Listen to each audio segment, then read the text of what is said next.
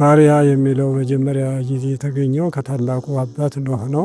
ዘፍጥረት ምዕራፍ 9 ቁጥር 20 እስከ 26 ላይ እናገኘዋለን። ቃሉን ለምን ረገመ በሚለው ወይን ጠጥቶ ሰክሮ ነበርና፣ እንዲሁ ለምን ሰከረ ለሚለውም ታላቁ አባት እንዴት ሰከረ ለሚለው ከማያይህ በፊት ወይን መጠጣት አልተለመደም ነበርና አያውቀውም ነበር። ከማያይህ በኋላ ስጋ እንዲበላ እንደተፈቀደ ሁሉ ወይንም የተፈቀደ ከማያይህ በኋላ ነው። ከማያይህ በኋላ ከመርከብ ወጥቶ ወይን ተከለ። ከሚበላው እንጀራ በቀር ሌላ አያውቀውም ነበር ነው የሚለው። ሚስቱ ግን ብዙ ጊዜ ተጨቀጭቀው ነበርና እንዲሁ ዛሬ ካልሆነ አይሆንም ብላ ለእሱም ተጠምጥማ ስትይዘው ልብሱን አውልቆ ለእሷ ሰጥቶ ነው እሱ ውጭ ሮጦ ያመለጠው። ይህ ጥቂት ነገር ነው፣ ምንም አይደለም። በጥቂት ከእርሷ ጋር መስማማት ይችል ነበረ። ነገር ግን ይህ ጥቂት ነገር በእግዚአብሔር ፊት እንዴት ኃጢአት እሰራለሁ ብሎ በእግዚአብሔር ታመነ። በጥቂት ነገር በእግዚአብሔር ዘንድ ታማኝ ሆኖ ተገኘና ለጴጥሮስ 5 መጻሕፍት 2 መጻሕፍት መልእክታት መስጠቱን ተርጉሟል በሚል ነው። ይህን አንድ መክሊት ብዙ ነው ጌታ እንደሰጠው በዚሁ ንግሥተ አዜብ 120 መክሊተ ወርቅ ወሰደች የሚለውን ሲተረጉሙ 7,200,000 ብለው ተርጉመውታል። እና ያን ያህል ብዛት ያለው ነው ማለት ነው። መክሊት ሲባል ብሎ ትንሽ ነገር አይደለም።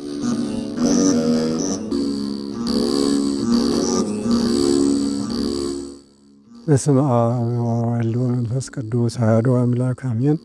እግዚአብሔር አምላካችን በሰማይ በመላእክት የሚመሰገን በምድር በደቂቀ አዳም የተመሰገነ ይሁን። እመቤታችን ቅድስት ድንግል ማርያም ሰዓሊተ ምሕረት አቁራሪተ መዓት በተሰጣት ጸጋ ክብር ምስጋና ይድረሳት። ዓለም በአፋ በውስጥ ያላችሁ እንደምን ሰነበታችሁ? ሰላም እግዚአብሔር ይድረስላችሁ። ዛሬ የምንናገረው ገብርኄር ወገብረ ምእመን በሚል ይሆናል። ገብርኄር ወገብረ ምእመን የትምህርት መነሻችን ማቴዎስ 25 ቁጥር 21 ላይ ያለውን በጥቂት ታምነሃልና አንተ በጎ አገልጋይ ታማኝ አገልጋይ በጥቂት ታምነሃልና በብዙ ላይ ሾመሃለሁ የሚለውን ይሆናል። እንግዲህ ባሪያ የሚለው መጀመሪያ ጊዜ የተገኘው ከታላቁ አባት ኖህ ነው። ዘፍጥረት ምዕራፍ 9 ቁጥር 20 እስከ 26 ላይ እናገኘዋለን። ቃሉን ለምን ረገመ በሚለው ወይን ጠጥቶ ሰክሮ ነበርና፣ እንዲሁ ለምን ሰከረ ለሚለውም ታላቁ አባት እንዴት ሰከረ ለሚለው ከማያይህ በፊት ወይን መጠጣት አልተለመደም ነበርና አያውቀውም ነበር። ከማያይህ በኋላ ስጋ እንዲበላ እንደተፈቀደ ሁሉ ወይንም የተፈቀደ ከማያይህ በኋላ ነው። ከማያይህ በኋላ ከመርከብ ወጥቶ ወይን ተከለ።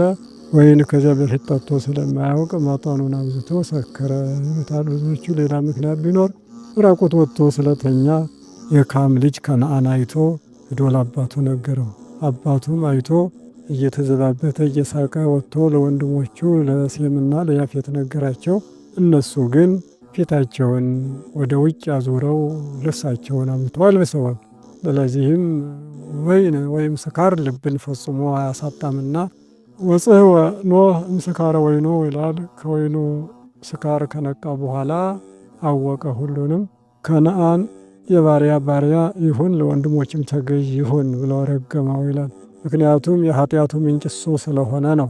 መጀመሪያ እሱ ባያይ ሌላዎቹ አያዩም ነበርና፣ ስለዚህ ባሪያ ይሁን ለወንድሞቹ ተገዥ ይሁን በማለት አንድም የልጅ ጉዳት የአባት ሐዘን ነውና የተዘባበተው አባቱ ካም ይዘን ብሎ ልጁን ረገመ። እንግዲህ ከሆነ ላይ ቀር ብለው አባቶች ምሳሌ ሰጥተዋል። ኖህ በወይን ምክንያት እንደሰከ ወይ እንደተኛ ራቆት እንደወጣ ኢየሱስ ክርስቶስም ወይን የተባለ ደሙን ለእኛ ለመስጠት በፍቅረ ጓለ እመሕያው ተሰቀለ፣ ራቆት ተሰቀለ። የኖህ ምሳሌ ነው ማለት ነው። ስካሩ የእንቅልፍ ምክንያት ምሳሌ ነው። ወይም ደግሞ ያው ካም የጸሐፍትና ፈሪሳውያን ኢየሱስ ክርስቶስ ሲያስተምር ተዘባብተውበታል እና በተዘባበተው ጋራ ከጸሐፍተ ፈሪሳውያን ምሳሌ ነው።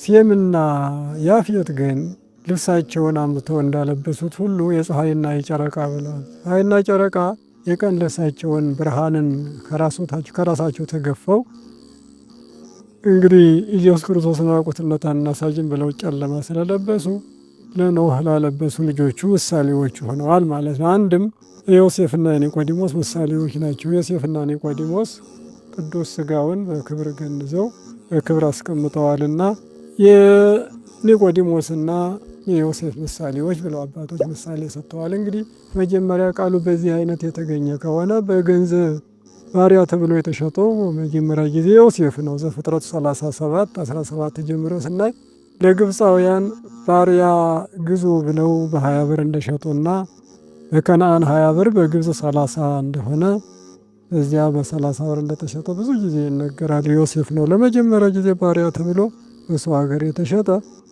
ይህ እንግዲህ ሲመጣ ሲወርድ ብዙ አገልግሎት የሚሰጥ ነፃነት የሌለው በጌታው ትእዛዝ የሚያድር የሚል ተሰጥቷል። ስለዚህ ነው ሐዋርያው ጳውሎስ በኤፌሶን 6:4 ላይ እናንተም ባሪያዎች ሆይ ለጌታ እንደምትገዙ ለሥጋ ጌቶቻችሁ ደግሞ እንዲሁ ተገዙ ይላልና መገዛት ዋጋ የሚያሰጥ መሆኑ ነው። መልካም በጎ ደግ ሆኖ መስራት ከሁሉ በቅንነት መስራት በሰማይም በምድርም ዋጋ ስላለ ነው። ጌታችን ይህን ሲያስተምር ሉቃስ ምዕራፍ 17:10 ላይ እናንተም ደግሞ ያዘዝኳችሁን ከሰራችሁ በኋላ የማንጠቅም ባሪያዎች ነን በሉ ነው ያለን። የማንጠቅም ባሪያዎች ደግ ሰው ትላንትና የሰራውን እያሰበ የሚኖር አይደለም። አዲስ ሁል ጊዜ ስርዓት መስራት እንደሚገባን ነው የነገረን በዮሐንስ 15 እንዲሁ 15ም ከእንግዲህ ወዲህ ባሪያዎች አልላችሁም ወዳጆቼ እላችኋለሁ እንጂ ባሪያ ጌታው የሚመክረውን አያውቅም፣ ወዳጅ ግን የጌታውን ምክር ለይቶ ያውቃልና በማለት ስለ ባሪያና ስለ ወዳጅ ልዩነት ያለውን ተርጉሞ የነገረን ማለት ነው ጌታችን። ስለዚህ እነዚህ ባሪያ ያለው አግብርት ይባላሉ። በብዛት ሲገኙ አግብርት በሚለው ግዙ ያብራራል። ማቴዎስ 25:14 ጀምሮ ያለው ነው የዕለቱ ታሪክ። እንግዲህ እስመ ከመ ቢሲ ዘይነግድ ወፀዋ አግብርቲሁ ወውሃቦሙ ንዋዮ ይትገበሩ ቦቱ ይላል። ይህ እንደሚነግድ ወይም ሩቅ ሀገር እንደሚሄድ ሰው ባሪያዎችን ጠርቶ ገንዘቡን ሰጣቸው ወጥተው ወርደው ያተርፉበት ዘንድ ይላል። ቦ ዘወሃቦ 5 መክሊተ ወቦ ዘወሃቦ 2 መክሊተ ወቦ ዘወሃቦ 1 መክሊተ። 5 መክሊት የሰጠው አለ፣ 2 መክሊት የሰጠው አለ፣ 1 መክሊትም የሰጠው አለ። ከጊዜ በኋላ ግን መጥቶ ተቆጣጠራቸውና ከተቆጣጠራቸውም በኋላ 5 የወሰደው 5 ሰጥተኸኛል ነበር፣ ወጥቼ ወርጄ 5 አትርፌ 10 አድርጌአለሁ አለው። ስለዚህ ነው በጥቂት ታምነሃልና ወደ ጌታ ደስታ ግባ፣ ተሾም ተሸለም አለው። ወደ ደስታ አስገባው። 2 የወሰደውም እንዲህ 2 ሰጥተኸኝ ነበረ፣ 2 አትርፌ 4 አድርጌ አምጥቻለሁ አለው። እንትን ተሾም ተሸለም በጥቂት ታምነሃልና ጌታህ ተድላ ደስታ ወደሚያደርግበት ግባ አለው። 1 የወሰደው ደግሞ መጣና ጌታ ሆይ 1 መክሊት ሰጥተኸኝ ነበር፣ ነገር ግን ፈርቼ ይላል። ፈርቼ አንተ ካልዘራኸው የምታጭድ ያልሰበሰብከውንም ያልበተንከውንም የምትሰበስብ ጨካኝ መሆንህን ስለማውቅ ሌባ ቢሰርቀኝ፣ ወንበዴ ቢቀማኝ፣ ቀጣፊ ቢያታለኝ ብዬ ቀብሬያታለሁ፣ እነሆ ገንዘብህን ብሎ ሰጠው ይላል። ስለዚህ ጌታው በሰነፉ ባሪያ ላይ ተቆጣና አብረው የቆሙትን ጠርቶ ይህን 1 መክሊት 10 ላለው ሰው ጨምሩለት፣ ላለው ይሰጠዋል፣ ከሌለውስ እንኳ ይወሰድበታል ማለት ንባቡን ለያዘ ትርጓሜውን ለያዘ ምስጢር ይሰጡታል። ንባቡን ግን ካልያዘ በግዘ እንስሳ እንዲሁ አቁመው ይተውታል ለማለት አንተ ሀኬተኛ ባሪያ እኔ ያልዘራሁትን የማጭድ ያልበተንኩትን የምሰበስብ መሆንን ጨካኝ እንደሆንኩ ታውቃለህ ብሎ እጅ እግሩን አስራችሁ ጨለማ የጥርስ ማፋጨት ወዳለበት ስቃይ ጣሉት አላቸው ይላል። እንግዲህ ይህ የሚያሳየን እነማንን ነው? 5ስ 2ስ 1ስ ምንድን ነው የሚለው ነው። ጥሬ ንባቡ ነው ይሄ። ጌታችን ኢየሱስ ክርስቶስ የብሉይና የሐዲስ ባለቤት በሰዎች ላይ አድሮ አስተምሯል። ራሱም ደግሞ ስጋ ለብሶ ከእኛ ጋር መጥቶ አስተምሯል። ስለዚህ በሰው አድሮ እንዳስተማረ በሙሴ ላይ አድሮ አስተማረ። የመጀመሪያው 5 መክሊት የተቀበለው ሙሴ ነው ማለት ነው። መቼም ለዚህ ዓለም መጀመሪያ መምህር ሙሴ ነው። መጽሐፍ ቅዱስ ተሸክሞ ወደዚህ ዓለም የመጣ ከሱ በፊት ነቢይም የለ መጽሐፍም የለ። ስለዚህ በሙሴ ላይ አድሮ እግዚአብሔር 5 መክሊትን አስተማረ ማለት 5 መጻሕፍተ ሙሴን ከዘፍጥረት እስከ ዘዳግም ያሉትን ለሕዝቡ ሰጠ። ሙሴ ነው ባለ 5ቱ የተቀበለው ለማለት ነው። በሌላው ደግሞ በሐዲስ ኪዳን በጴጥሮስ ላይ አድሮ ደግሞ እንዲሁ አስተማረ። ጴጥሮስ 2 መልእክታትን ጽፈዋልና። ስለዚህ በብሉይ ኪዳን በሐዲስ ኪዳን ከነበሩ ሰዎች ጋር እያደረ የሚያስተምር ጌታ በሙሴና በጴጥሮስ ላይ አድሮ ይህን አደረገ ይለናል። እና ሙሴ ሊቀ ነቢያት ጴጥሮስም ሊቀ ሐዋርያት አድርጎ እግዚአብሔር ለይቶ ሾማቸው። ለምን ይላል አባ ጊዮርጊስ አሁንም በመጽሐፈ ምስጢር ላይ ከሙሴ ጋር ድንግሉ ኤልያስ እያለ በእስራኤል ላይ ሙሴን እንዴት ሾመ ሊቀ ነቢያት አለው። ድንግሉ ዮሐንስ እያለ ጴጥሮስን ሕጋዊውን እንዴት ጴጥሮስን ሾመው ይላል። ሙሴም ጴጥሮስም ሕጋውያን ናቸው። የሕጋውያንን ችግር የሚያውቁ ሕጋውያን ናቸው ብሎ ሕጋውያንን በምእመናን ላይ ሹሟል። በአርድእት በአንስት በሐዋርያት ላይ ጴጥሮስን በሕዝበ እስራኤል ላይ ሙሴን የሾመው የሕጋውያንን ችግር ሕጋውያን ይረዳሉ በሚል ደናግል አይደሉም የሚረዱት የሚያውቁት ችግሩን ውስጡን የሚያውቅ አምላክ እርስ በርሳቸው መግባባት እንዲችሉ ነው ማለት ነው። አንድ የወሰደው ግን የይሁዳ ምሳሌ ብለውታል። ተምሮ አላስተማረምና ይሁዳ ተምሮ እንዲሁ ሳያስተምር በመቅረቱ አንድ ተቀብሎ ዘደፈነ ወርቀ እግዚኡ የተባለው በሱ ምሳሌ ሆኗል። በሌላም በአሁን ባለነው ዘመን ብንመስል 5 የተቀበለ ጳጳስ ነው። ጳጳስ 5 ስራዎች አሉት። አንደኛው በአንብሮተ እድ ኤጲስቆጶስ መሾም፣ ሁለተኛ ቄሱን መሾም፣ ሶስተኛ ዲያቆን መሾም፣ አራተኛ ማጥመቅ፣ አምስተኛ ማቁረብ ናቸው። እነዚህ የጳጳስ ናቸው። እንዲሁ ደግሞ ቄሱ ደግሞ 2 ስራዎች አሉ። ማጥመቅ እንዲሁ ደግሞ ሁለተኛው ማቁረብ። አስተምሮ አሳምኖ ማጥመቅ አንድ ስራ ነው። እንደገና ቀድሶ ማቁረብ ደግሞ ሁለተኛ ስራው ነው። ቄስ ሌላ ስራ የለውም። እነዚህን ካደረገ እያንዳንዱ ተሰጥኦ አልፏል ወይም ተሰጥቶታል ማለት ነው። አንድ የተሰጠው ዲያቆን ነው። አንድ ተልእኮ ነው፣ መላላክ ከቤተልሔም ወደ ቤተ መቅደስ ከቤተ መቅደስ ወደ ቤተልሔም መመላለስ። ይህ ተልእኮ ነው። ይህን ከተከናወነ ሰርቷል፣ ካከናወነው ወጥቶታል ማለት ነው። እና አንድ የሰጠውን ግን ስናይ ስለተሳደበ ነው ወደ ጨለማ የተወረወረው እንጂ አንድ የተቀበለውን ስለሰጠ አይደለም። ጨካኝ፣ ያልዘራኸውን ያልበተንከውን የምትሰበስብ የምታጭድ ብሎ በመሳደቡ ተቀጥቷል።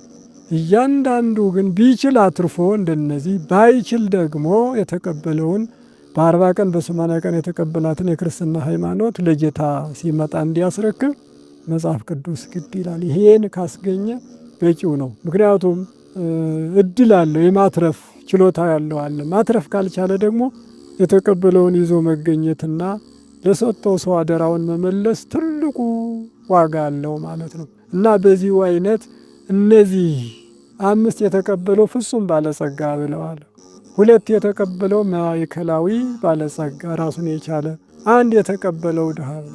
እነዚህን እያንዳንዱ በዚህ ዓለም ያሉ ሰዎች ይህን እንዲሰሩ ነው ዮሐንስ በሚያስተምርበት የነበረው። በጣም ሀብታሞችንና ባለጸጎችን እንዲሁ ሰውን አታንገላቱ፣ የራሳችሁ ብቻ ይበቃል፣ ከሰው አትቀበሉ በማለት ባለስልጣናትን ባለጸጋዎች ነው። መካከለኛ የሚሉትን ደግሞ ትርፍ ልብስ ያላቸው ሁለተኛውን ልብስ ለድሃ ስጡ በማለት ምንም የሌለንም ለሚሉ ድሆች ደግሞ ከምትበሉት እንጀራ ቆርሳችሁ ስጡ። ይሄ ነው በዚህ ዓለም ሀብታም በሀብቱ ድሃ በጉልበቱ ይባላልና እያንዳንዱ ድሃውም ቢሆን ካለው ካልሰጠ ወይም በጉልበቱ ካላገለገለ እንዲሁ ዝም ብሎ ድሃ ነኝ በሚል የሚጸደቅ አይደለም። እና ሁሉም የተሰጠውን እግዚአብሔር እውቀት፣ ሀብት የእግዚአብሔር ናቸው፣ ጉልበት የእግዚአብሔር ናቸውና እነዚህን የሰጠው ለሰጠው ሰው ማበርከት ደግሞ አግኝቶ መስጠት ግድ ይላል ማለት ነው። ይህ ገብርኄር ወገብረ ምእመን ተብሎ የሚከበረው በብዙ ላይ ሾመሃለሁ ነው። ይህን በምን በጥቂት የታመንክ አንተ በጎ ታማኝ ባሪያ በብዙ ላይ ሾማለሁ። ጥቂት የታመነ ማን ነው? ሙሴ ብለናል መጀመሪያው ላይ ሙሴ የታመነ ነው። ዕብራውያን ዕብራውያን 11:21 ጀምረን ስናነብ ሙሴ በእምነት የፈርዖን የልጅ ልጅ ማለትን በእምነት እምቢ አለ። ስለዚህም ከሚሰደዱ እስራኤል ጋር መሰደድን ፈለገ። ከፈርዖን ቤት ብዙ ፍትፍት ወይም መንግስት ይጠብቀዋል። ያንን ቸል ብለው ግን የእግዚአብሔር የሚገኘውን ብድራት ትኩር ብለው ተመልክቷልና ነው። በጥቂት ስለታመነ እግዚአብሔር ሙሴን በእስራኤል ሕዝብ ላይ ሾመው ይላል። እንዲያውም ዘጸአት 4:10 ላይ ሲልከው ሄድ ሙሴ ሕዝቤን ታወጣለህ ሲለው እኔ ድዳ ነኝ፣ እባክህን ሌላ ሰው የሚሄድ ፈልግ አለው። ለዚህ አፍ ለምትለው ወንድም አሮን አለ አይደለምን? አፍ ይሁንህ እርሱ ከአንተ ጋር ይሁን ብሎ አሮንን እንደ ድምፅ መጉያ። መጽሐፍ ቅዱስ እንደ እግዚአብሔር ነው። ቁሞ የሚሰብከው ምንም ድዳ ቢሆን እንደ ሙሴ ነው። ድምፅ መጉያ እንደ አሮን ነው። ሕዝበ እስራኤል እንደ ሰማዕያን ናቸው ማለት ነው። ሰባኪው ድዳ ቢሆንም ለሕዝቡ የሚያዳርሰው ድምፅ መጉያ ነው፣ እንደ አሮን ነው ማለት ነው። ስለዚህ አሮን አፍ ይሁንህ ለሕዝበ እስራኤል ያዳርስህ፣ እኔ ግን በአንተ ላይ አድሬ እንደ መጽሐፍ ቅዱስ እኔ ለአንተ ምዕራፍ ቁጥር እነግራለሁ በማለት እግዚአብሔር ሙሴን አስገድዶ ነው የላከው። ወዶ የተሾመም ሳይሆን በግድ ሂድ ተብሎ የተላከ ነውና ሙሴ። ስለዚህ ነው ዘጸአት 32 ላይ ሕዝቡ በድሎኛልና አጠፋለሁ፣ አንተን ግን ከዚህ በሚበልጥ ሕዝብ ላይ እሾማለሁ ቢለው እግዚአብሔር ሙሴ ምንድን ያለ? ጠስየኒ መጽሐፈ ሕይወት ከዘጸሐፍከኒ፣ ከጻፍከኝ ከሕይወት መጽሐፍ መጀመሪያ እኔን ደምስሰኝ። አሕዛብ ለካ ሊጨርሳቸው ነው፣ በተራራ መካከል ሊያጠፋቸው ነው የወሰደ ይሉህ የለምን? ስለዚህ እባክህን ይቅርታ አድርግላቸው፣ ወደ ርኅራኄ ተመለስ ብሎ ሙሴ ጸለየ። እግዚአብሔር ምህር ስራ ቅጣ ብሎ ሙሴን ላከ ይለናል። ባለስልጣን ማለት እግዚአብሔር ሾሞ እንዲህ ነው፣ ከሕዝቡ አላፊ ሆኖ መገኘት። መጀመሪያ እኔን ቅጣኝ ማለት አጥፊው እሱ በመሆኑ እና ሙሴ እግዚአብሔር በጥቂት የታመነ ስለሆነ 40 ዘመን እንዲመራ ከግብፅ አውጥቶ ወደ ምድረ ርስት እንዲመራ እግዚአብሔር ሙሴን መረጠ። በጥቂት የታመነ እንደ ዮሴፍ ያለ ማለት ነው። ሉቃስ 16 ቁጥር 10 ላይ እውነት እውነት እላችኋለሁ ባልንጀሮች አብጁበት፣ በኃላፊው በጠፊው ገንዘባችሁ ካለ በኋላ በጥቂት የታመነ ሁሉ በብዙ ላይ ይሾማልና ይላል። ወይም ደግሞ የሰጣችሁ ከሆነ በማያልፈው ቤቶቻቸው እነሱ ደግሞ ይቀበሏችኋልና ይላል። በጥቂት ገንዘብ የታመነ ዮሴፍ በጲጥፋራ ቤት ሳለ ሁሉ ተሰጥቶታል። ከሚበላው እንጀራ በቀር ሌላ ያውቀውም ነበር ነው የሚለው። ምሽቱ ግን ብዙ ጊዜ ተጨቀጭቀው ነበርና እንዲሁ ዛሬ ካልሆነ አይሆንም ብላ ለእሱም ተጠምጥማ ስትይዘው ልብሱን አውልቆ ለእሷ ሰጥቶ ነው እሱ ውጭ ሮጦ ያመለጠው። ይህ ጥቂት ነገር ነው፣ ምንም አይደለም። በጥቂት ከእርሷ ጋር መስማማት ይችል ነበረ። ነገር ግን ይህ ጥቂት ነገር በእግዚአብሔር ቤት እንዴት ኃጢአት እሰራለሁ ብሎ በእግዚአብሔር ታመነ። በጥቂት ነገር በእግዚአብሔር ዘንድ ታማኝ ሆኖ ተገኘና ለጊዜው እስር ቤት ቢወረወርም እንኳ ከእስር ቤት አውጥቶ ከፈርዖን አጠገብ አስቀመጠው። ለግብፃውያንና ለከነዓናውያን መጋቢ የ7 ዓመት ረሃብ መጋቢ አድርጎ ሾመው። በጥቂት መታመን ወደፊት ለሚመጣው እድል ትልቁ መንገድ መታመን ነው በእግዚአብሔር ዘንድ። ብዙዎች አሉ። ስለዚህ ጊዜውን ለማሳጠር እንደነዚህ ታምነው በብዙ ላይ ይሾመሃለሁ አለው እግዚአብሔርና ወደ ደስታ የታመኑትን ያስገባቸዋል በማለት በእነዚህ ላይ አድሮ ያስተምራል። በአማርኛ ከሰው መርጦ ለሹመት ከእንጨት መርጦ ለታቦት ይባላል። ከሰው መርጦ ለሹመት ማን ነው? አሁንም ሙሴ ነው። ቅድም እንደተነጋገር ነው ሙሴ ተመርጦ የተሾመ ነው እና ሂድ ተብሎ በመጽሐፍ ቅዱስ የመጀመሪያ ተሿሚ የእግዚአብሔር መልእክተኛ መጽሐፍ ቅዱስ ይዞ የመጣ ሙሴ ነው። ወይም ደግሞ ከእንጨት መርጦ ለታቦት የሚባለው ግራር ነው። ዘጸአት ምዕራፍ 25 ቁጥር 8 ላይ በመካከላቸው አድር ዘንድ ቤተ መቅደስ ይስሩልኝ ካለ በኋላ ከግራር ታቦት ስራ ይለዋል። መሎጊያውንም ቁመቱንም ወርዱንም ለክቶ ብዝብዝ ወርቅ እንደዚሁ ቅባበት ውጩንም ውስጡንም ይለዋል። ይሄ ከግራር ታቦት ስራ የተባለው ከእንጨት መርጦ ለታቦት ግራር ተመረጠ። የሚነቅዝ የማይነቅዝ አለ። የማይነቅዘው ያ ቀዩ ሸምሸርሸጢን ይሉታል በውጭ ወይም በሌላው እና ይህ ግራር የማይነቅዘው እሾሃም ነው። ለእርሻ አጥር ቅጥር ይሆናል። ሕጉን ብትጠብቁ አጥር ቅጥር ሆኖ ይጠብቃችኋል። ኢያሱ 3:12 እንዳለው ታቦት የተሸከሙ እንዳትወጡ ሕዝቡ እስኪያልፍ ድረስ ሲለው ውሃው እንደ ክምር ቆመ ነው። አጥር ሆነላቸው እኮ ታቦቱ እስራኤል እስኪሻገሩ ድረስ ውሃውን ገድቦ የያዘው ታቦቱ ነበረ ማለት ነው። እንደገና ባትጠብቁ ግን እሾህ ሆኖ ራሱ ይወጋቸዋል፣ ያጠፋቸዋል። አንደኛ ሳሙኤል 4ና 5 ስናይ ታቦትን ይዞ የዘመቱ ሰዎች እውነተኞች ስላልነበሩ አፊን ፊንሐስ ሲሞቱ አባታቸው ኤሊ ሲሞት ሕዝቡም የተማረከበት ታቦትም የተማረከ ነበር። ኃይል እንዳለው ግን ለማሳወቅ ዳጎንን ሰባብሮ ጥሎ በሕዝቡ ላይ የባጅ ቁስል በአዝመራው ላይ አይጥና ፍልፈል በማምጣት እንደዚሁ ኃይሉን አሳይቷል እና ብናከብረው ያከብረናል፣ ባናከብረው ደግሞ ይጎዳናል። እንደዚህ የተሰጠ ስለሆነ በግራር መስሎ ይነግሮናል። ግራር እንደ ሌላው እንጨት አንድ ጊዜ ብቻ የሚጠቅም አይደለም። ክሰል ሆኖ ደግሞ እንደገና ሁለተኛ ይጠቅማል። ይህም መለኮት ስጋን ለብሶ ከኛ ጋር እንዲሁ ኖረ ማለት ነው። ክሰሉ እንጨቱ ስጋ ሲሆን እሳቱ መለኮት ነው። መለኮት የተዋህደ ስጋ ለዘላለም ከኛ ጋር ይኖራል። ያም ቢሆን ክሰሉ ተንጣጦ ሰውን ያቃጥላል አካባቢው እና መለኮትን አክብራችሁ ያዙ ለማለት ከሰው መርጦ ለሹመት እንደነ ሙሴ ከሰው መርጦ ከእንጨት መርጦ ለታቦት ከእጽዋት አሉ። መስቀልን ሲያነሳ ንጉሠ እጽዋት ይለዋልና የእጽዋት ንጉሥ መስቀል ነው። እንዲሁ የተመረጡ አሉ። እግዚአብሔር የመረጣቸው በቤተ ክርስቲያን የሚሉ ከበሮን የመሰሉ መቋሚያን መቁጠሪያን የመሰሉና እግዚአብሔር የወደደውን ከመረጠ እግዚአብሔር የወደደው ሁሉ ወይም ደግሞ እግዚአብሔር ይህ ይሁን ብሎ ላዘዘው አባቶች ቀርጾ ሁሉንም ሰጥተውናልና እንግዲህ ከሰው የተመረጠ ሙሴን ወይም ጴጥሮስን ዮሴፍን አይቶ እሱን ላለመሆን ምን ይገድበኛል የሚለውን እንድትከተሉ ነው። ባለፈው የተደረገ አንድ መወድስ ነበር ያደረኩትና እሷን አይተን ልባሳት ግን ይህን አሳጥረዋለን። ምን የሚል ነው?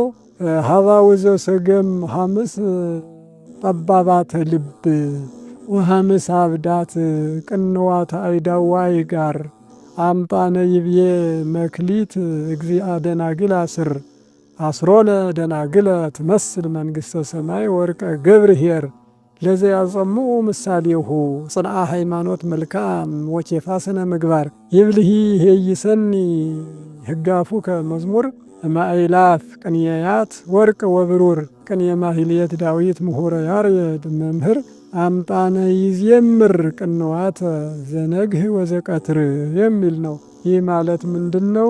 ሀባው ዘሰገም ሐምስ አዎል ጠባባተ ልብ የገብስ እንጀራዎች አምስቱ ልባሞች ናቸው። ወሐምስ አብዳት ቅንዋት አይዳዋይ ጋር የእግሮችና የእጆች ችንካሮች ደግሞ አምስቱ ሰነፎች ናቸው አለ። አምጣነ ይብዬ መክሊት እግዚአ ደናግል አስር አስሮነ ደናግለ ትመስል መንግሥተ ሰማይ ወርቀ ገብርኄር ለዚያ ጸምዑ ምሳሌሁ። አዎ ጽና ሃይማኖት መልካም ወኬፋ ስነ ምግባር ምሳሌውን ለሚያዳምጡ ጽና ሃይማኖት መልካም ለተባለ ሙሴና ኬፋ ለተባለ ጴጥሮስ ስነ ምግባር የገብርኄር ወርቅ መንግሥተ ሰማይ 10 ደናግሎችን ትመስላለች። የደናግል ጌታ ገንዘብ ብለዋልና ነው። ማቴዎስ 25 1 ላይ ስናነብ መንግሥተ ሰማይ 10 ቆነጃጅት ትመስላለች ብሎ ምሳሌ ነገራቸው። ከነዚህ 10 ሲከፍል 10 ሰነፎች 10 ደግሞ ልባሞች ናቸው ብሎ ነበረ። በዓለም ውስጥ ያለውን ሰው በ10 ቆጥሮ ማለት ነው። ኃጥአንን ሰነፎች፣ ጻድቃንን ደግሞ ልባሞች ብሎ ከፍሎ ያስተማረበት ነውና ጌታችን በቅዱሳት እጆቹ የባረካቸው 5ቱ እንጀራዎች ዮሐንስ ወንጌል ምዕራፍ 6 ላይ እንደምናገኘው የገብስ እንጀራ ይላቸዋል። 5ቱ የገብስ እንጀራና 2ቱ ዓሣ 5000 ሕዝብ አጥግበዋል።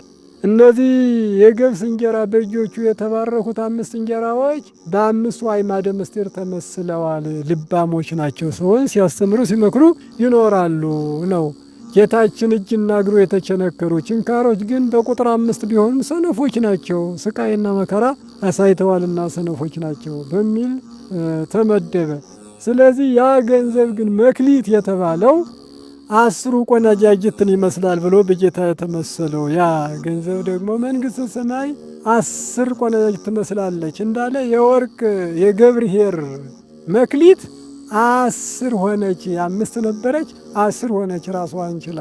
ምክንያቱም ታሪኩ ላይ እንደተናገርነው ለሙሴና ለጴጥሮስ 5 መጻሕፍት 2 መጻሕፍት መልእክታት መስጠቱን ተርጉሟል በሚል ነው። ይህን አንድ መክሊት ብዙ ነው ጌታ እንደሰጠው በዚሁ ንግሥተ አዜብ 120 መክሊተ ወርቅ ወሰደች የሚለውን ሲተረጉሙ 7,200,000 ብለው ተርጉሞታል። እና ያን ያህል ብዛት ያለው ነው ማለት ነው። መክሊት ሲባል ብሎ ትንሽ ነገር አይደለም። ላይኛው ምን የሚል ነው? ይብልሂ ሄይሰኒ ህጋፉ ከመዝሙር እማይላፍ ቅንያት ወርቅ ወብሩር ቅንየ ማህሌት መምህር ምሁረ ያሬድ መምህር ያሬድን ቅንየ ማህሌት ዳዊት ምሁረ ያሬድ መምህር ያሬድን ያስተማረ ዳዊት ቅንየ ማህሌት ከእልፍ ከሆኑ ከቅኔያት ወርቅና ብር ይልቅ ያፍ ሕግ መዝሙር ይሻለኛል ይላል ዳዊት።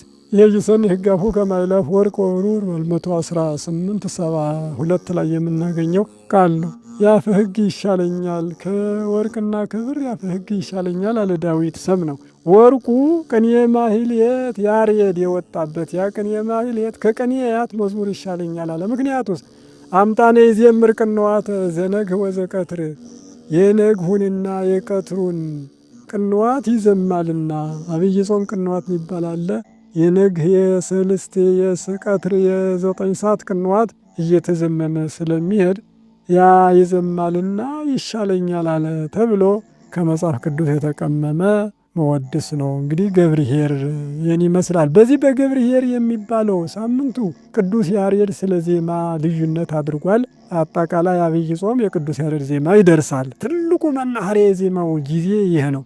እንግዲህ ኢዮብ 38 ቁጥር 6 ላይ ስለ መላእክት ሲናገር የአጥቢያ ከዋክብት በአንድነት ሲዘምሩ እንዲሁም የአምላክ ልጆች በአንድነት እልል ሲሉ የምድር መሰረት ስትል የት ነበርክ ይላል ኢዮብን። እግዚአብሔር እንዲያው ተገለጸልኝና ተነጋግሬ መልስ በሰጠኸኝ ብሎት ነበርና ተሳአሎ እግዚአብሔር ለኢዮብ በደመና ወበአውሎ ብሎ ነው የሚጀምሩ ቁጥር 38 1 ማለት ነው። እና ከዚህ እየጠየቀ መጥቶ ቁጥር 6 ግን አጥቢያ ከዋክብት በአንድነት ሲዘምሩ የአምላክ ልጆችም መላእክት በአንድነት እልል ሲሉ የት ነበርክ ማለት መላእክት ምስጋና የጀመሩ ዜማ ነው ማለት ነው። ያ እልልታም ዝማሬም ዜማ ስለሆነ ከመላእክት የተገኘ ነው ማለት ነው ቅዱስ ያሬድ። ስለዚህ ነው ዋይ ዜማ ዘሰማይኩ በሰማይ መላእክት ቅዱሳን እንዘይብሉ ቅዱስ ቅዱስ ቅዱስ እግዚአብሔር መልአ ሰማያተ ወምድረ ቅዱሳተ ስብሐቲከ ብሎ በድጓው የኪሩቤል ድጓ ላይ ህዳር 8 ላይ ይህን ይሰራዋል። ይህም ማለት ሰማያትና ምድርን የሞላ እግዚአብሔር ሆይ ቅዱስ ቅዱስ ምስጉን እያሉ ከቅዱሳን መላእክት ይህን ዜማ ሰማው በሰማይ ሰማው ብሎ የጻፈው እና ስለዚህ ቅዱስ ያሬድ ከመላእክት ጀምሮ የሰማውና ያመጣውን ልክ እንደ ሐዋርያው ጳውሎስ ሁለተኛ ቆሮንቶስ 11:3 ላይ ከ14 ዓመት በፊት በስጋም እንደሆነ ያለ ስጋም እንደሆነ አላውቅም ወደ ሰማይ ተነጠቀ ብሎ ራሱን ዓለመ መላእክትን አይቶ እንደመጣ የተረከበት እንደ ጳውሎስ ተነጥቆ ቅዱስ ያሬድ ከሰማይ ይዞ የመጣ ነው። ይህ ግዕዝ ዝል አራራይ የምንለው ማለት ነው። ከመላእክት የተገኘ ቀዳማዊ በመሆኑ ቀዳሚ ዜማ ግበሩ በዓለ በትፍሲት ግበሩ በዓለ በትፍሲት እስከ አቅረምቲሁ ለምስዋዕ ዛቲ ፋሲካ ቀዳሜት ሕግ በማለት ቀዳሚ ዜማ በማለት ታላቅነቱን ይገልጸዋል ማለት ነው። አብይነቱን ደግሞ እንደዚሁ የትንሣኤ ላይ ይህን ሲሰራ በእርገቱ ላይ ደግሞ አብይ ዜማ ተሰማ በሰማይ ዘመላእክት ግና ይላል። የመላእክት ምስጋና የሆነውን ታላቁን ዜማ በሰማይ ሰማው። እንዲህ ታላቅነቱን ቀዳሚነቱን ዜማውን ገልጾ በአክሱም ላይ ያስተማረው ቅዱስ ያሬድ በዚህ አብይ ጾም ግዕዝ ዝል አራራይ እንዲደርሱ አድርጓል። መጀመሪያው ሳምንት 5 እሁዶች አሉት። 5 እሁዶች ከዘወረደ እስከ ደብረ ዘይት ድረስ 5 እሁዶች በግዕዝ ይቆማሉ። ይሄ ግዕዝ የሚቆመው ምንድነው? 5500 ዘመን ነው ማለት ነው። 5 እሁድ መሆናቸው 5000 ወይም በ500 ዘመን ይመሰላል። ግዕዝ ማለት መጀመሪያ አንደኛ ማለት ነው። የእግዚአብሔር ሦስትነት ስሙን ስንጠራ በመጀመሪያ አብ ወልድ መንፈስ ቅዱስ እንደምንለው በዜማ ስምነቱ ደግሞ ግዕዝ ዝል አራራይ ብለን እንጠራለን። ስለዚህ ግዕዝ የአብ ምሳሌ ነው ማለት ነው። በ5ቱ እሁዶች 5500 ዘመን መመሰሉ በ5500 ዘመን እግዚአብሔር አብ ብቻ ይታወቅ ነበረ። ስማ እስራኤል አሐዱ እግዚአብሔር አምላክከ በሚለው እስራኤል ሆይ ስማ እግዚአብሔር አምላክህ አንድ ነው በሚለው ብቻ ይታወቅ ነበረ የሚለውን ነው። ግዕዝ በሌላው ትርጉሙ ጽኑ ኃያል ማለት ነው። ዜማው ጠንካራ ትሎ ማጥናት የማይቻል ነው። ጽኑ በሚለው ደግሞ 5500 ዘመን አባቶቻችን ፍዳ ተቀበሉ፣ ወደ ሲኦል ወርደው ገነት ዝግ ነበረችና ኩነኔ ተቀበሉ የሚለውንም ያስረዳናል። 5500 ዘመን እስከ ደብረ ዘይት ግዕዝ ነው የሚቆመው ማለት ነው። የጾመ ድጓው ቁመት በ6ኛው በገብርኄር ሳምንት ግን እዝል ነው የሚቆመው። የጾመ ድጓ በእዝል ይቆማል። ለምን በ6ኛው ግዕዝ እዝል ገባ ከተባለ እዝል ማለት ከግዕዝ ጋር ተደርቦ የሚጮህ ታዛይ እዝል ማለት ነው። ወይም ከድንግል ማርያም ተወልዶ በዘባነ ማርያም የታዘለ እዝል ማለት ነው እና ሁለተኛ እንደማለት ነው። እግዚአብሔር ወልድ ይመሰላል። ምክንያቱም በስድስተኛው ሳምንት እዝል መባሉ እግዚአብሔር ወልድ በስድስተኛው መቶ ክፍለ ዘመን ወደዚህ ዓለም መጥቶ ከድንግል ማርያም ተጸነሰ። 1500 ዘመን ሲፈጸም በዘመነ ዮሐንስ በመጋቢት ወር 29 እሁድ 3 ሰዓት ከድንግል ማርያም ተጸነሰ ብለን ስለምንጠርቅ ስድስተኛ ሳምንት እዝል ሆነ። ስለዚህ እዝል ማለት አሳዛኝ አስለቃሽ ማለት ነው። ሌላ ትርጉሙ ዕለተ ዓርብ ስቅለት እዝል ብቻ ነው የሚጮኸው የሚዜመው እግዚአብሔር ወልድን ለማሰብ ነው። ከቀናት ልደትን ጥምቀትን የመሰለ በእዝል ይጮኻል። ከወራት ደግሞ ዘመነ ጽጌ፣ ዘመነ ስብከት፣ ዘመነ ልደት፣ ዘመነ ትንሣኤ፣ ዘመነ ዕርገት የምንላቸው ሁሉ እዝል የሚቀደሱት እግዚአብሔር ወልድ ያደረገውን ቸርነት ታምራት ለማሳሰብና ሁል ጊዜም እንድናመሰግነው አውቀን በእነዚህ በቀናትም በዘመናትም እዝል በዝቶ ይገኛል ማለት ነው። እግዚአብሔር ወልድ ቸርነት ያደረገበትን ለማወቅ ማለት ነው። በስድስተኛው ሳምንት እዝል ነው ጾመ ድጓው። ስለዚህ በሰባተኛው ሳምንት በኒቆዲሞስ ደግሞ እንደዚሁ አራራይ ይዜማል ማለት ነው። አራራይ ይቆማል። አራራይ መቆሙ ደግሞ እግዚአብሔር ወልድ ስራውን ጨርሶ ካረገ በኋላ ባረገ በ10ኛው ቀን መንፈስ ቅዱስን ላከ ለሐዋርያት። ከብልየት ታደሱ በአእምሮ ጎለመሱ ብለን እንደምንናገር ሁሉ ሐዋርያት መንፈስ ቅዱስን አግኝተው ለዓለም ፍጻሜ ድረስ ለሰዎችና ለመላእክት ጸጋ ሀብት ሆኖ የሚሰጥ መንፈስ ቅዱስ የመጣበት የወረደበትን ለማሳሰብ አራራይ ይቆማል ማለት ነው። በዚህ ላይ ኒቆዲሞስ ሳምንቱን ኒቆዲሞስ ብሎ ጠርቶታል ቅዱስ ያሬድ። ከዘወረደ ጀምሮ እስከዚህ ኒቆዲሞስ አላለም ወይም ሰው አልጠራም። ዘወረደ የወረደ ማለት ነው። ቅድስት የተቀደሰች ማለት ነው። ምኩራብም የአይሁድ ቤት ጸሎት ቤት ነው። መጻጉዕም በሽተኛ ነው። ደብረ ዘይት ተራራ ነው። ወይ ገብርኄርም ባሪያ። ይሄ ላይ ሲደርስ ግን ግለሰብ ለምን ኒቆዲሞስ አለ የሚለውን አባቶች ሲያብራሩ መንፈስ ቅዱስ ከውሃ ከመንፈስ ብሎ ክርስቶስ ሲያስተምር የተረዳ ኒቆዲሞስ ስለሆነ ኒቆዲሞስ ሆይ የመንፈስ ቅዱስን ስራ አስረዳን ለማለት ኒቆዲሞስን ጠርቷል እና ኒቆዲሞስ ስለ መንፈስ ስለ ውሃ መወለድ የሃይማኖታችን መሰረት የሆነውን ስለተረዳ ያንን ለማስረዳት ጠርቶታል እና በዚሁ አይነት ግን ይህ የኒቆዲሞስ ሳምንት አራራይ ይቆማል የመንፈስ ቅዱስ ምሳሌ ነው። ሦስቱም ደረሱ ማለት ነው። ግዕዙ እስከ 5ኛው፣ እዝሉ በ6ኛው፣ 7ኛው ደግሞ አራራይ ይቆማል ማለት ነው። ስለዚህ ግዕዝ፣ እዝል፣ አራራይ ጾመ ድጓውን ነው እንጂ ቅዳሴውን አይደለም። ያው ጾመ ድጓው ቁመት የቅዱስ ያሬድ ዜማ የሚባልበት ነው። ግዕዝና እዝል አንድ ላይ ይገኛል። የደብረ ታቦር ሰለስትን የመሰለ ዋመሰዱስ የመሰለ ግዕዝ ከእዝል ጋር አንድ ላይ ይገኛል። ለምን ቢሉ ከአብ ወልድ እንደተወለደ ወልድ ተወላዲ አብ ወላዲ መሆኑን ለማስረዳት አንድ ላይ ይገኛሉ። አራራይና ግዕዝም አንድ ላይ ይገኛል። የቃና ዘገሊላ አርባዕት ዘበዳዊት ተነበየ የመሰለ እንደዚሁ ከአብ መንፈስ ቅዱስ ሰረጸ አብ አስራጺ ወልድ መንፈስ ቅዱስ ሰራጺ የሚለውን የምንረዳበት ስለሆነ በጭራሽ እዝልና አራራይ ግን አንድ ላይ አይገኝም። ምክንያቱም ከወልድ ሰረጸ የሚሉ ሌሎች መናፍቃን ስላሉ ቅዱስ ያሬድ ግን እንዲህ አይደለምና ኦርቶዶክስን ሃይማኖት ስለሚያከብር አብ አስራጺ አብ ወላዲ መሆኑን ወልድ ተወላዲ መንፈስ ቅዱስ ሰራጺ መሆኑን እንጂ ከወልድ የሰረጽ መሆኑን ስለማይነግረን አራራይና እዝል አንድ ላይ ሆኖ አይገኝም። ሆኖም ግን ሌላው ሦስቱንም አንድ ላይ ለማስታወስ ደግሞ አባቶች መስዋዕት በሚለውጠው አብ ቅዱስ አሐዱ አብ ቅዱስ አሐዱ ወልድ ቅዱስ አሐዱ ውእቱ መንፈስ ቅዱስ በሚለው በቅዳሴ መግቢያ ላይ ባለው ግዕዝም እዝልም አራራይም ይገኛል ብለዋል። ይሄ ወዙን ነው እንጂ ፍጹም እዝል ፍጹም አራራይ ፍጹም ግዕዝ ሆኖ አይደለም። ወዙን በድፋት በጭረት በይዘት ውስጡ ተሰባርቀው ወይም ተዘባርቀው ይገኛሉ ብሎ ይነግሩ ሦስትነታቸውን ለማስረዳት ማለት ነው። እና አጠቃላይ በግዕዝ በእዝል በአራራይ የሚጮኸው የቅዱስ ያሬድ መንፈሳዊ ዜማ ይባላል። ሌላ በአማርኛ ግን ብዙ አለ። የደስታ ዜማ ዘፈን ይባላል። ገበሬው የሚጠቀምበት አለ። አሁን ሌላ ዜማ ማለት ነው። ከግዕዙ ከቤተ ክርስቲያኑ ውጭ የደስታ የሰርግ የወበራ የመሰለ ዜማ ይባላል። ሌላው የልቅሶ ዜማ ነው።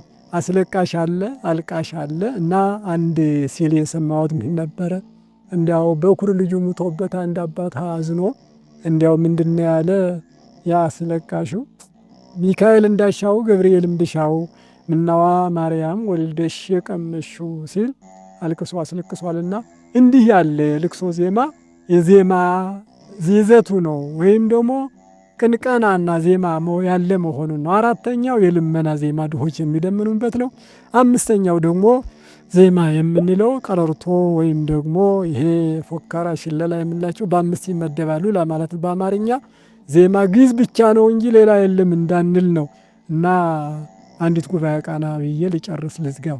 ይህ በዓለ ማኅበር ያሬድ ለካህናቲሁ ይብሎሙ ምስጢረ ቅንየ ጸሪቀ ወጸበለ ዜማ ጣዕሙ። በዓለ ማኅበር ያሬድ ለካህናቶቹ አላቸው። ምን አላቸው? ምስጢረ ቅንየ ጸሪቀ ወጸበለ ዜማ ጣዕሙ። ጎረቤቶችን ጠርቶ ጸሪቅ ጸበል፣ ጸዲቅ ጸበል ቅመሱ አላቸው ነው ስሙ። ጸዲቅ ጸበል ቅመሱ ይላል ማኅበር ያለው ሰው። ምስጢሩ ወርቁ ግን ቅዱስ ያሬድ ዜማውንም ቅኔውንም አድርሶ ለካህናት አስተላለፈ። ካህናትም እስከ ዓለም ፍጻሜ ሲያዜሙ ይኖራሉ የሚል ነው። እግዚአብሔር አምላክ ገብርኄር ወገብረ ምእመን ለመባል ሁላችንንም ለዚያ ያብቃን። እግዚአብሔር አምላክ የሰማነውን በልቦናችን ያሳድረን። ይብቃን፣ ይቆየን።